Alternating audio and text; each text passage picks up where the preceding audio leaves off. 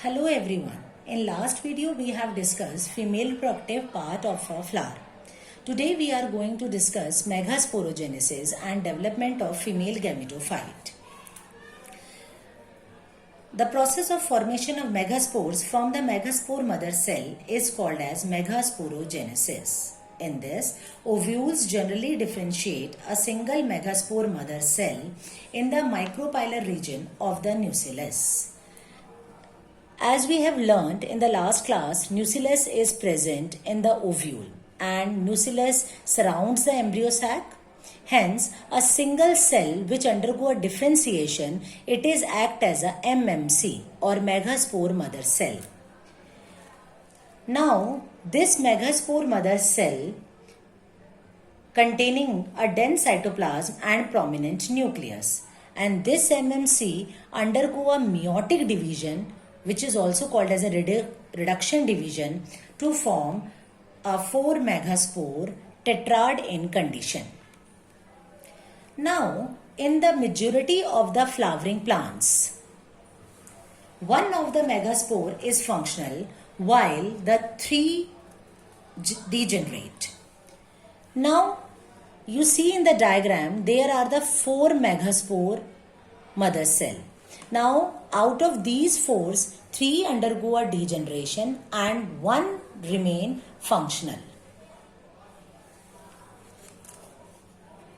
The functional megaspore develop into a female gametophyte, or it is called as an embryo sac.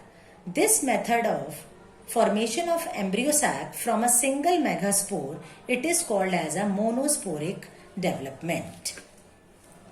You see in the diagram, now a single megaspore mother cell undergo a successive mitotic division to form 2-celled stage, 4-celled stage and 8-celled stage. 2 more sequential mitotic nuclear divisions result in the formation of 4 nucleate, 8 nucleate celled stage. Now, after the 8 nucleate stage, cell walls are laid down, leading to the organization of the typical female gametophyte. 6 of the 8 nucleus are surrounded by the cell wall and organized into the cell, and the remaining 2 are in the center, which is called as a polar nuclei, and 3 are at the chalazal ends, are called as antipodals. Now, there is a characteristic distribution of the cells within the embryo sac. 3 cells are grouped together at the micropylar end. This end is called the micropylar end, which constitutes the egg apparatus. And the egg apparatus consists of a single egg cell, this one, and 2 synergids. And these synergids have a special thicknings. You see in the diagram, blue in color, these are the filiform apparatus. Now, which plays a very important role in guiding the pollen tube into the synergids. 3 cells are the chalazal end, and these cells are called as antipodal cells. Antipodal cells.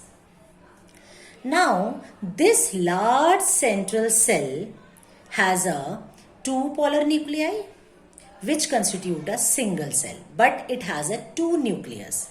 Finally, this typical angiosperm embryo sac at maturity, you called as a 8 nucleated and 7 cell stage. It is called as a 8 nucleated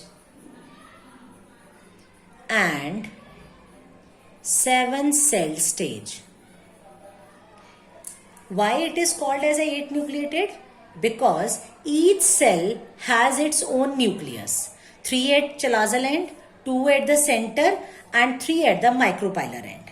Hence it becomes the 8-celled embryo sac, 8 nucleated embryo sac. And what about the 7-celled? When these two polar nuclei fuse together to form a single central cell, hence it is called as a 7-celled embryo sac. This is up to the megasporogenesis and development of the female gametophyte or embryo sac. Thank you.